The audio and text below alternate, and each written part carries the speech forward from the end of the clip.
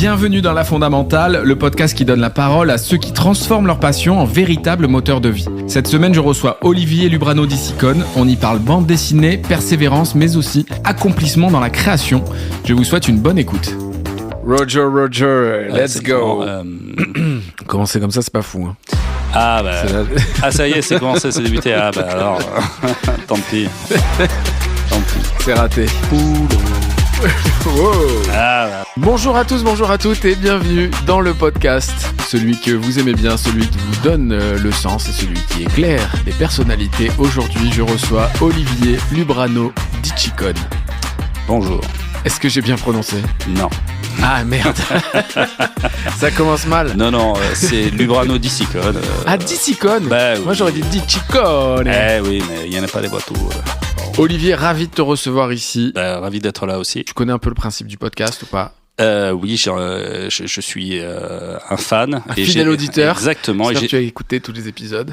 Tous ceux que j'ai pu trouver, je les ai écoutés, oui. Ouais, alors, pour tout dire aux auditeurs, je te connais bien. Ah oui, on se connaît un petit peu. Ça fait quand même plus de 20 ans qu'on se connaît maintenant. Oh, facile, hein, je dirais 20, 25 même. On s'est vu grandir un petit peu, traverser les épreuves grandir, de la vie. On avait notre taille adulte. Alors c'est encore pas C'est physique. vrai qu'on était déjà arrivé à notre taille adulte quand on s'est connus.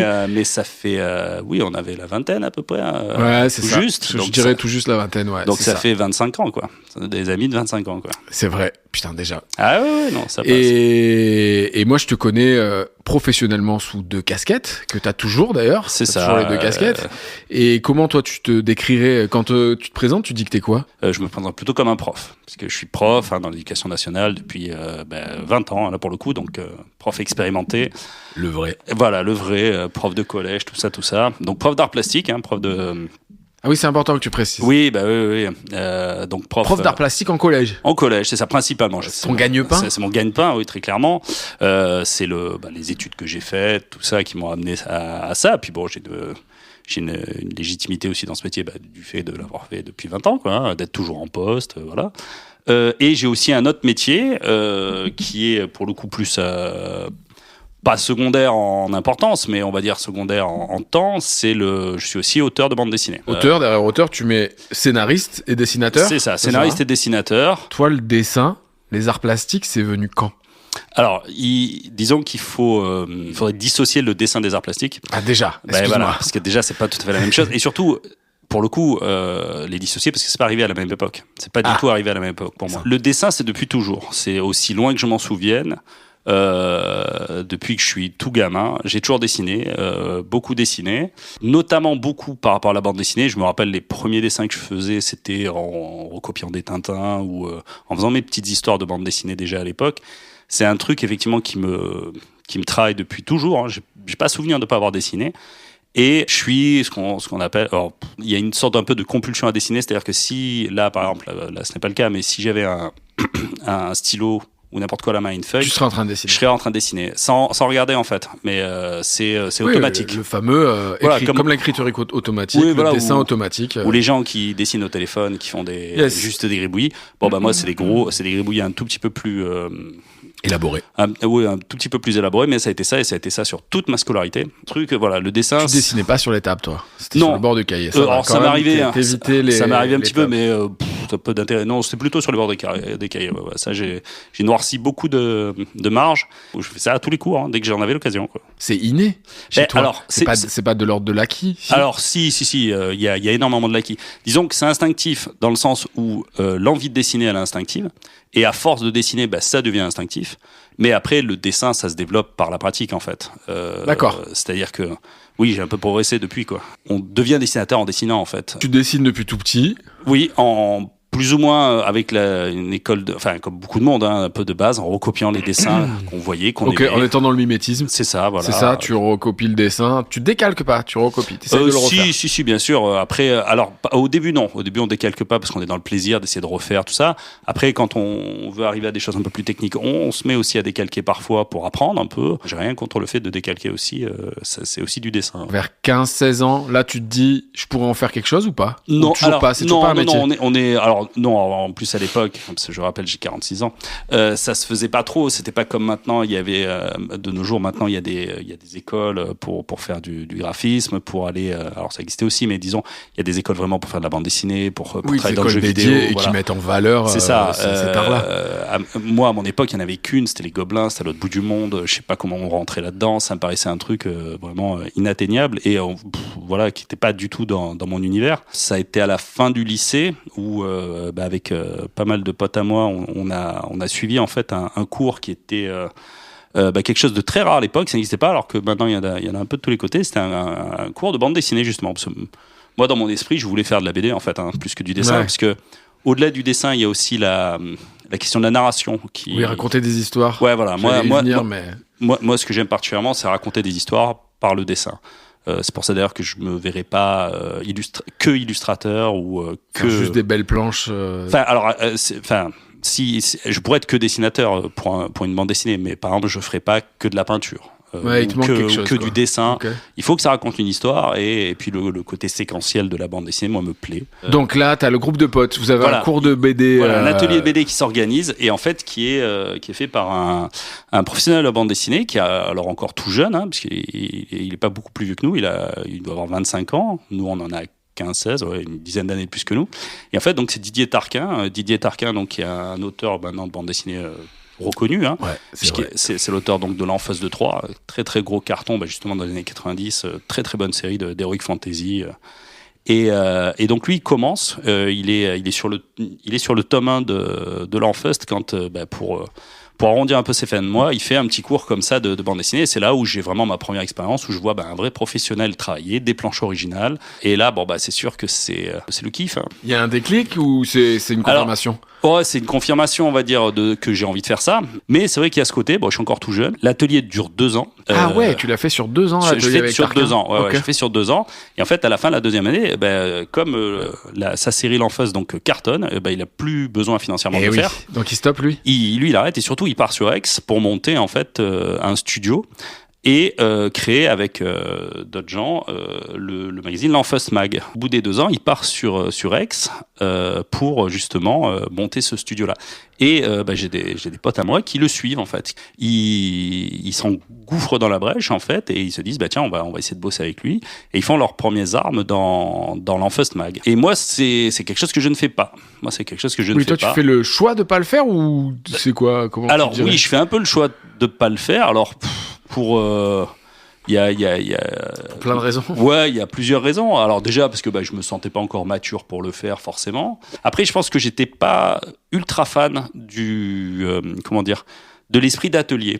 Du côté groupe un peu au studio. Ouais, voilà, tu vois, où tout le monde est là, tout ça c'est pas quelque chose. C'est intéressant que tu dis ça. Toi, t'es plus dans le dessin. Alors déjà, je préfère. Je digresse un peu, mais dessin bulle un peu. Ouais, seul avec toi-même dans la créa. Je préfère être seul avec moi-même, puis même pour défendre ses projets et tout ça, tu vois, il y avait.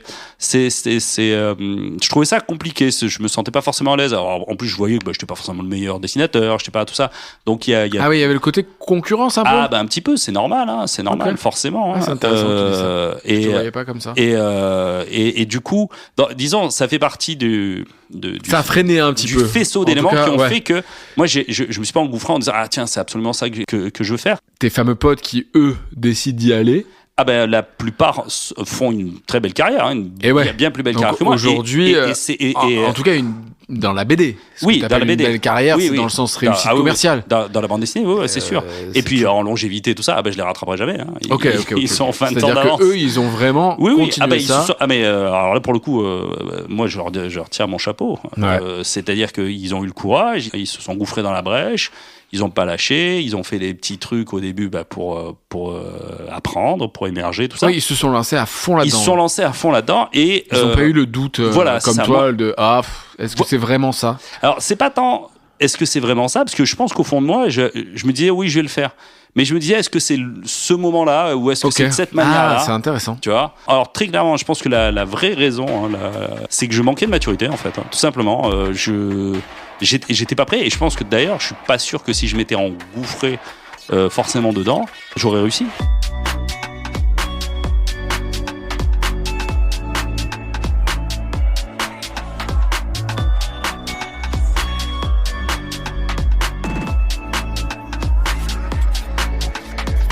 Donc là, le dessin est toujours là en tâche de fond. C'est Il ça. a toujours c'est tapé ça. à la porte un peu en disant ça, voilà. ah, quand même, hein, faire de la BD, faire de la BD. Ouais, c'est ça. Si, c'est ça. Oui, c'est faire de la BD. C'est faire de la BD parce que pour le coup, autant quand j'ai fait des arts plastiques, à aucun moment je me suis vu par exemple devenir artiste contemporain. Alors qu'il y a des potes à moi, des gens que je connaissais qui avaient ces vocations-là et qui voulaient le faire et qui y sont arrivés plus ou moins bien, mais en tout cas, ou qui voulaient devenir peintre. Oui, ça les touchait, c'était vraiment, ils avaient trouvé leur médium. Voilà, ils voulaient devenir artiste. Okay. Moi, pour le coup, jamais effleuré. Je me serais vu à la rigueur à la fac ou dans des choses comme ça, mais ça, c'est pas quelque chose que j'avais en moi. Pour le coup, j'avais pas cette fibre-là.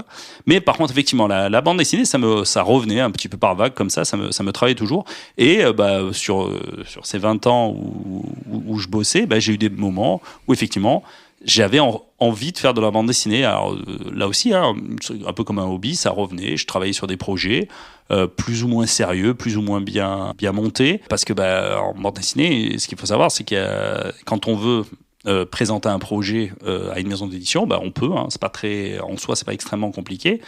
Il faut créer un dossier en fait avec le projet qu'on veut présenter. Alors j'entre pas dans les détails du dossier, ça se trouve facilement. En gros quoi, une dizaine de pages où tu dessines. Il faut des pages où on dessine. Tu pitches un petit peu le synopsis de ton. Il faut un pitch, il faut une note d'intention, il faut expliquer un peu ce qu'on veut faire. Et on peut contacter comme ça toutes les maisons d'édition et voir ce que ça donne avec effectivement un pourcentage de réussite assez faible là aussi. Parce que c'est difficile, il y a énormément de gens qui présentent des projets, et puis les maisons d'édition, elles ont déjà des catalogues bien fournis, elles ont des une certaine ligne éditoriale, faut tomber dessus, puis il faut que ce soit le bon moment, la bonne personne, tout ça. Donc de projets qui sont allés au bout que j'ai envoyés, je crois que j'en ai fait 3. Et vous avez quoi comme retour? Qu'est-ce qu'ils vous disent? C'est une réponse un peu toute faite? Ça dépend. Non merci. Alors souvent il n'y a pas de réponse. Parfois, ça arrive qu'il n'y ait pas de réponse. À ce point-là, Eh oui, c'est non-réponse. Soit il y a une réponse type, du genre, on sent, vos projets ne correspondent pas à la ligne éditoriale. Truc de base. Donc ça, en gros, ils l'ont lu, ça leur a pas plu. Il faut pas. Soit, parfois, on a des réponses personnalisées. Alors ça, c'est plutôt bon signe et c'est toujours encourageant. Les gens vous disent, il y a ça qui est positif, ça qui est négatif, et voilà pourquoi on le prendra pas. Et quand c'est des grands professionnels, des bons éditeurs qui vous envoient ça, ça fait quand même plaisir, et puis ça fait quand même progresser, parce que vous dites c'est des critiques qu'il faut évidemment constructives, qu'il faut prendre t'aider pour soi, pour le projet d'après quoi. C'est ça. Après là aussi quelque chose que j'ai forcément appris avec l'expérience, c'est que un projet, c'est pas toi. C'est-à-dire que quand tu as le refus qui arrive, et tu as évidemment plus de refus que de gens qui acceptent, il faut pas le prendre pour soi en fait. Faut pas le prendre pour soi. C'est ta production à un moment. Ça, c'est le conseil qu'on vous donne. Oui, voilà. Vous n'êtes pas votre projet. C'est ça. Vous n'êtes pas votre création artistique.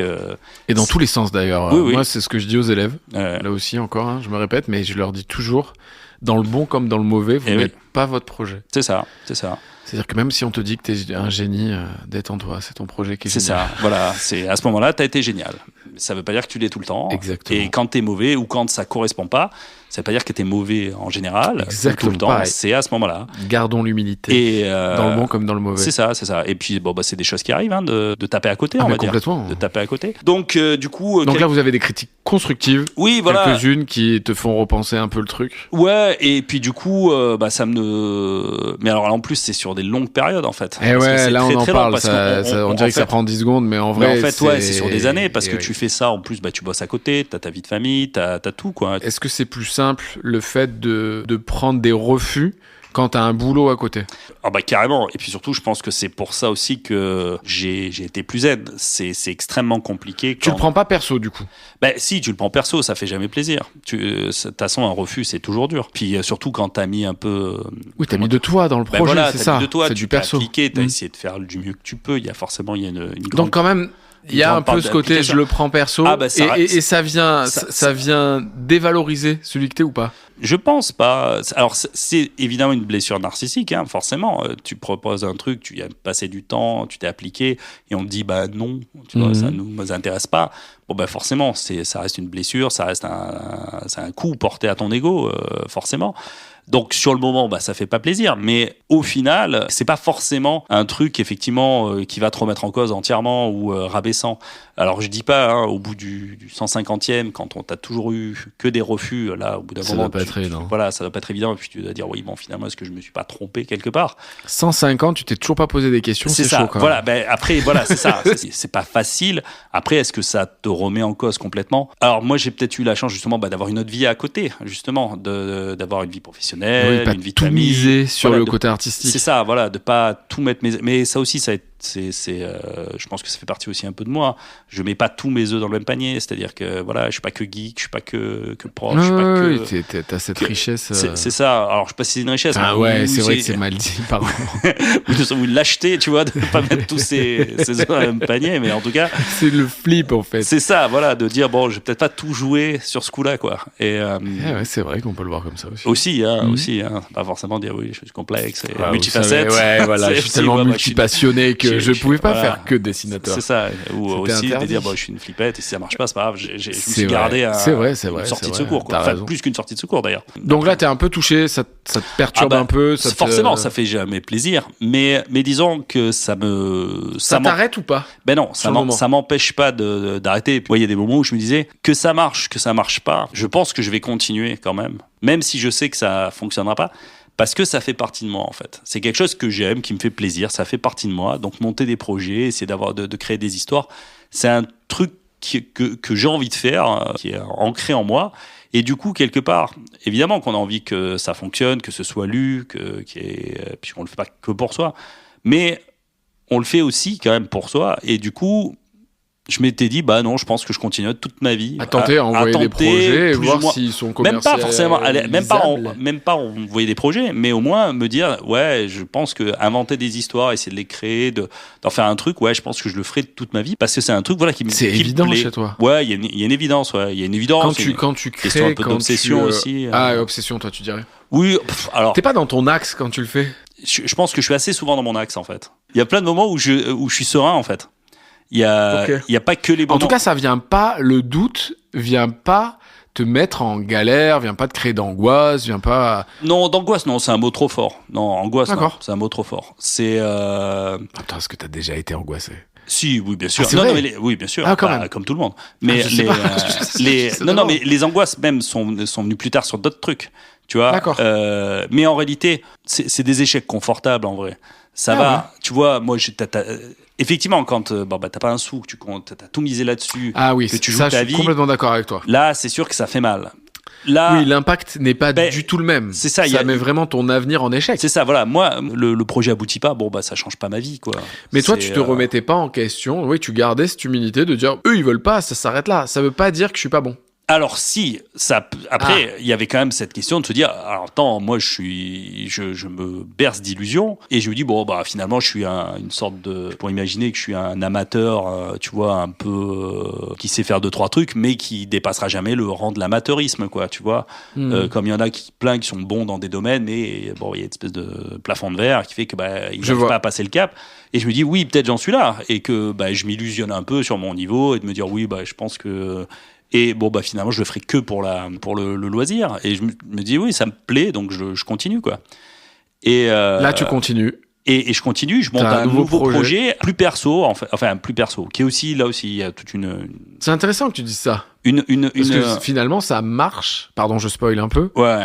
Ça marche au moment où tu fais dans le perso. Alors ça a toujours été assez perso, de toute façon, c'est juste que là, comme on venait d'un... C'est encore plus des obsessions, là, quand même. Oui, c'est sûr, mais c'est même peut-être trop perso, pour le coup. C'est-à-dire que... Qui c'est qui disait ça, qu'on écrit qu'avec son sang? C'est pas Nietzsche? Pascal Obispo, je crois. Mais je t'assure que les projets qui marchent, c'est des projets qui sont écrits avec son sang. Probablement, ouais.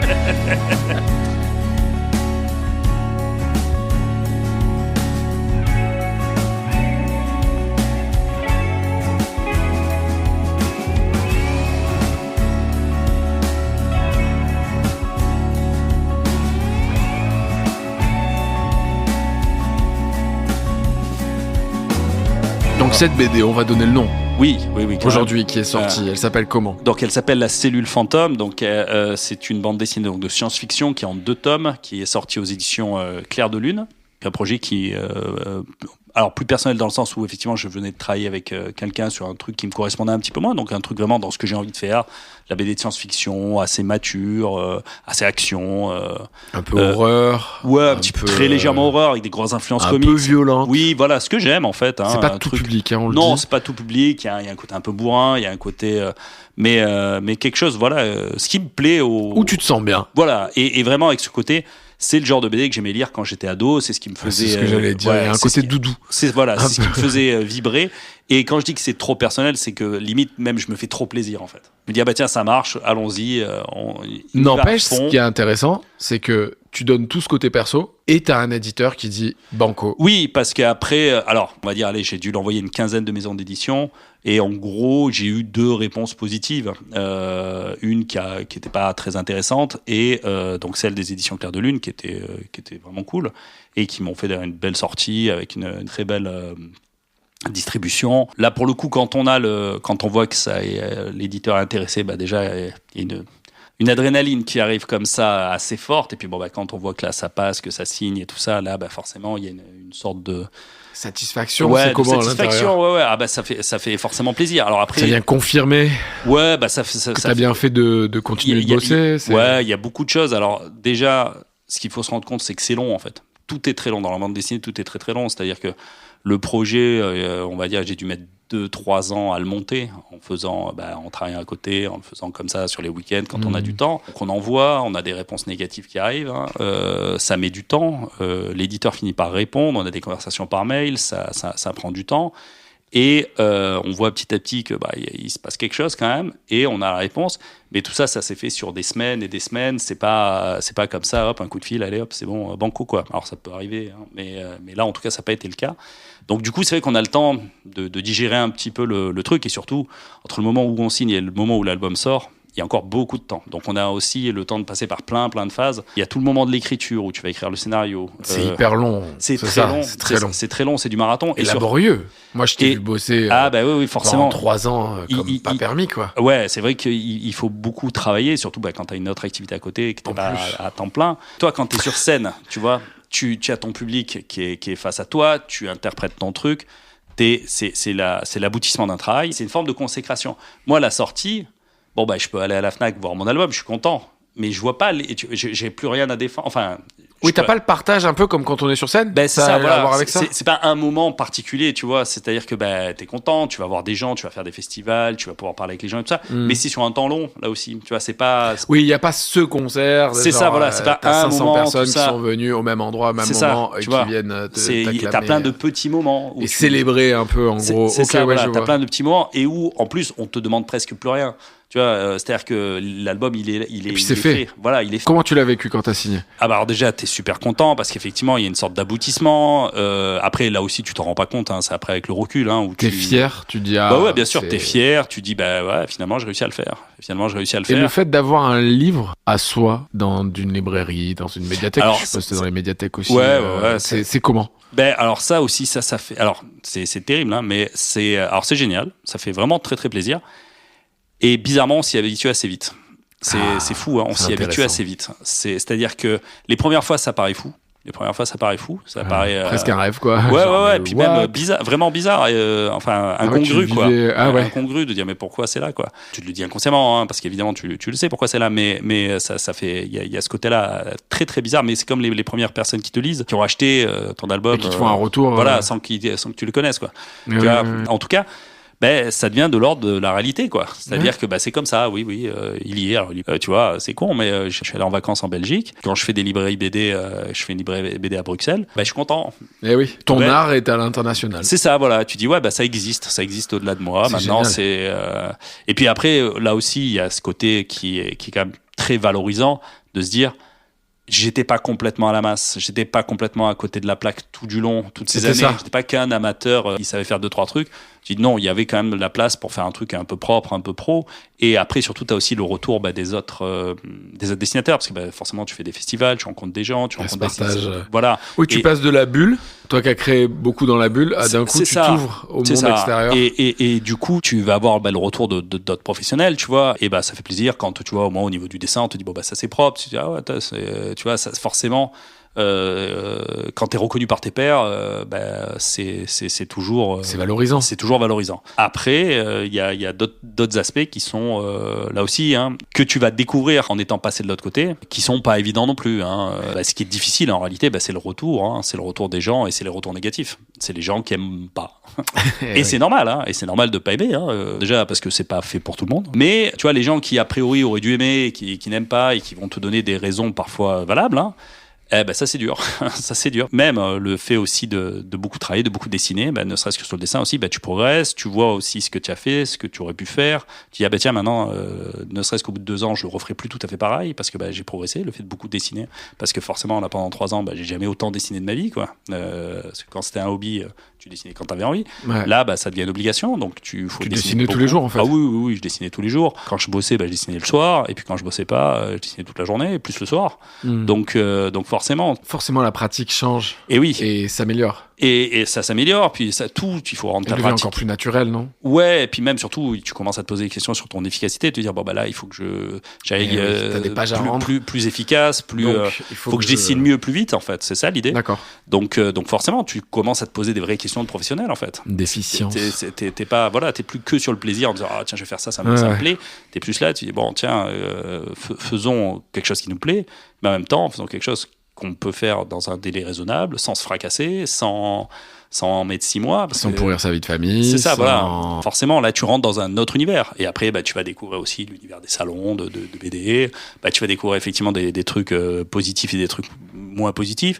Alors, pas les gens, mais le fait que des fois, tu te retrouves, t'as personne, quoi.